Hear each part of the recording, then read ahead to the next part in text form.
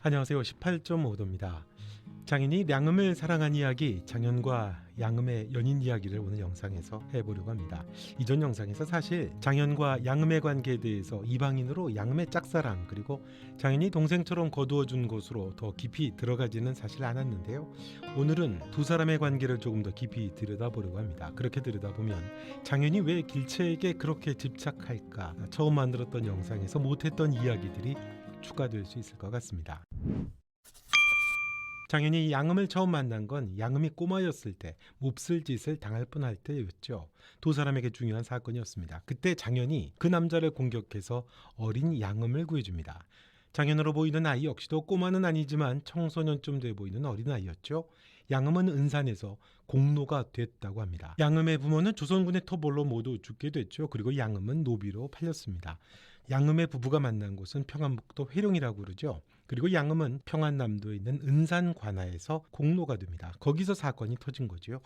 장현의 고향은 정확히 어디인지 모르겠습니다만 양음의 말로 보면 짐승에게 물릴 뻔했는데 이 사람이 구해줬다고 했습니다. 두 가지로 유추해 볼 수 있습니다. 하나는 장현이 살던 곳에서 벌어졌을 수도 있겠죠. 관하러 온 노비 아이에게 몹쓸 일이 발생해 큰 사고를 쳤다고 볼 수 있습니다. 그리고 둘이 그곳을 떠서 청으로 가서 장사를 하며 많은 돈을 벌었다는 거겠죠. 또 하나는 집을 나와 떠돌던 장현이 은산에서 양음을 만났을 수도 있습니다. 엄격하고 무서운 아버지와 무력한 어머니의 죽음으로 인해서 장현이 어릴 때 집을 도망 나갔을 수도 있었겠죠. 그러다가 은산에서 양음을 구하고 함께 청으로 넘어갔을 수도 있습니다. 청에 인접해져 있는 의주라든가 이런 지역에서 활동을 했다고도 볼 수 있겠죠. 정묘호란때 장현이 어떻게 오랑캐와 싸웠는지는 모르겠습니다. 고향이거나 다른 곳에서 싸웠을 수도 있겠죠. 아무튼 어린 두 사람이 만남이 있었고 두 사람은 청에서 장사로 돈을 많이 벌 만큼 잔뼈가 굵게 됩니다. 어릴 때부터 함께 했었겠죠. 그뿐만 아니라 의주에서 건달 무리들과도 잘 알고 다들 인정했던 걸 보면 장현은 집을 나와서 세상을 돌아다녔고 그의 곁에는 양음이 늘 함께 했을 확률이 높습니다. 노비인 꼬마 아이가 어디에 정착할 수 있었겠습니까? 장현과 양음은 어떤 사이였을까요?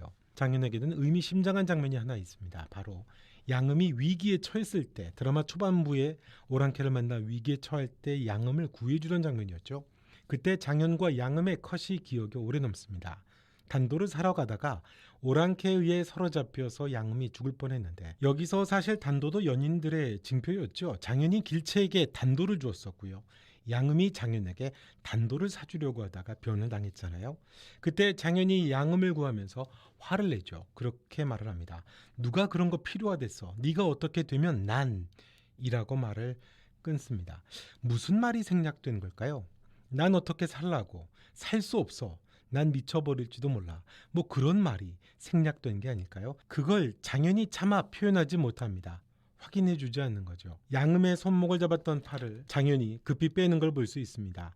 깊은 우정을 가진 남자끼리 할 만한 대사는 아닌 것 같죠. 자신도 모르게 팔목을 잡으며 반사적으로 장현의 속마음이 나타났고 그에 대한 확신이 없어 팔목을 급히 내려놓을 수도 있다고 볼 수 있겠죠. 그건 양음에게 확대될 해석의 여지를 주지 않으려고 했다고도 볼 수 있습니다. 그런데 이렇게 주고받을 때 양음의 반응은 놀라거나 확인받으려 하거나 그러지 않습니다. 익숙해 보입니다. 쉽게 지워지지 않는 사랑은 또 뭐야 그런 게 있기나 해 라고 청으로 향할 때 장현이 그런 말을 하죠. 그럴 때 양음이가 그러죠. 어릴 때부터 같이 자란 갑돌이와 갑순이가 있었어 그러면서 갑돌이와 갑순이 이야기를 합니다. 노력으로도 안 되는 거야. 누구도 건드리지 못해. 평생 죽기까지 영원히 사랑하고 그리워하는 그런 사랑이 있다는 이야기를 양음은 이야기합니다. 자신을 빗대어서 장현에게 들려준 거죠. 그때 장현의 표정은 물론 길채에 대한 범인일 수도 있습니다만 양음이 간접적으로 전하는 고백을 받는 표정이기도 합니다. 중의적이기도 하죠. 알고 있지만 모른 척 해야 합니다. 이제 장현은 마음이 정해졌잖아요. 불안하고 흔들리던 자신의 마음이 길채라는 여인을 만나면서 그 여인을 갖고 싶은 집착으로 정해집니다. 양음은 그런 장현에게 고백을 하는 거죠.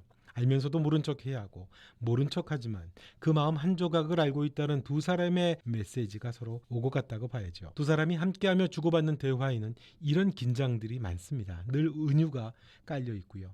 단순히 깊은 우정의 형 동생의 대화가 아닌 장면이 참 많습니다. 알면서도 모른 척 해야 하는 연인들의 알 듯 모를 듯한 분위기가 두 사람에게는 늘 있습니다.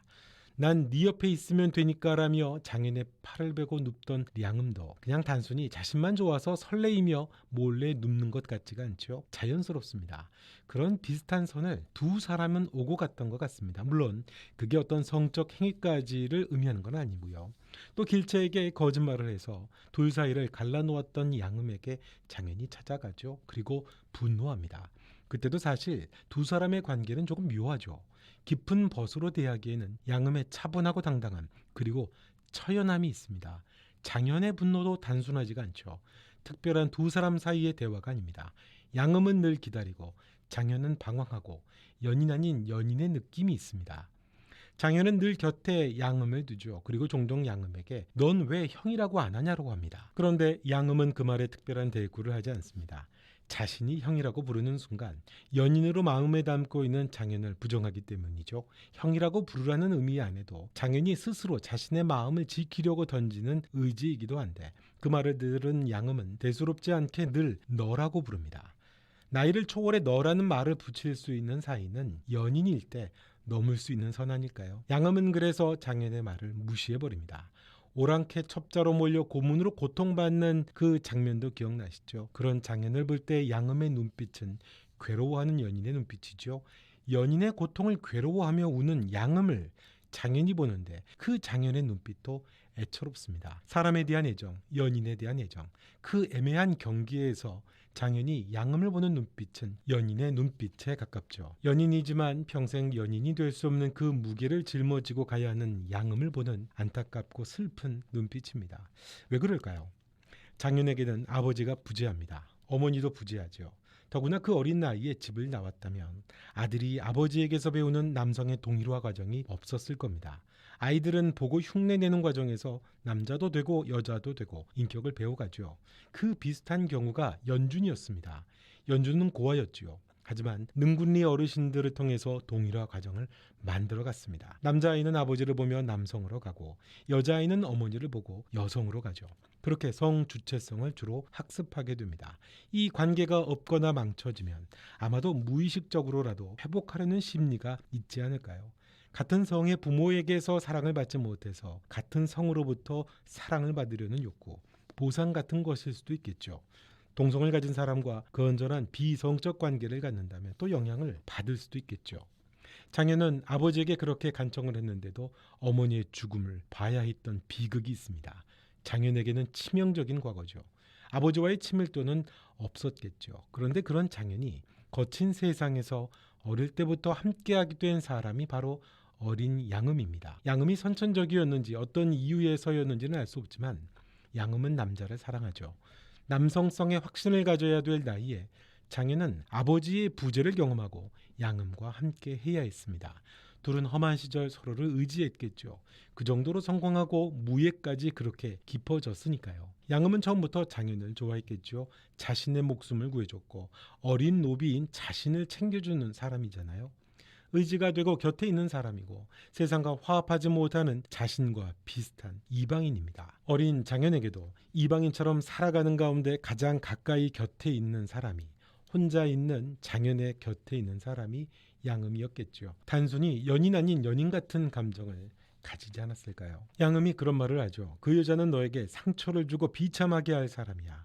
양음의 거짓말에 분노하던 장현에게 했던 말입니다. 그때 양음은 잘못했어. 불행해질 것 같았어. 그러면서 그때 양음이 장현을 끌어안습니다.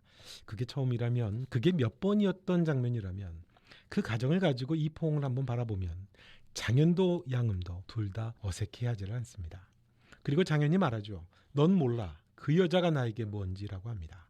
양음은 잡힐 듯한 거리에 늘 머뭇거리는 장현의 마음을 알고 있었던 것 같습니다. 그런 장현인데 길채를 만나고서 장현은 그 흔들림과 머뭇거림이 사라진 거죠. 길채가 특별한 의미로 장현의 삶의 방향을 바꿀 만한 사람이라는 확인을 받게 됩니다. 길채는 장현에게 어머니가 부재하던 자리를 채워주던 존재죠. 성장하지 못하고 그 부재한 자리에서 울고 있는 장현의 손을 잡아주는 여인입니다. 책임질 수 없는 무력한 존재였던 자신을 일으켜줄 수 있는 여자죠. 엄마와 정반대입니다. 당당하고 주도적이고 뻔뻔하죠. 그런 말까지 하잖아요. 헌 여자라고 하면서 사람들이 손가락질하는 거에 대해서 두렵지 않냐고 할 때 그까짓 것 모른 척하면 돼. 서방님만 아니면 돼 라고 하던 길체의 말입니다. 툭툭 털어버리며 주저앉아 있는 어린 장현의 손을 잡아주는 강한 여인이죠. 어머니에 대한 부재와 상처가 있던 장현에게 구원과도 같은 존재죠. 비어 허전하던 장현의 자리에 길체는 단순한 이성이 아닙니다. 구원자죠. 아마도 장현은 양음을 동생 이상으로 연인 아닌 연인 같은 감정을 갖고 있었을 것 같습니다. 하지만 그렇다고 양음을 받아들이지 못했죠.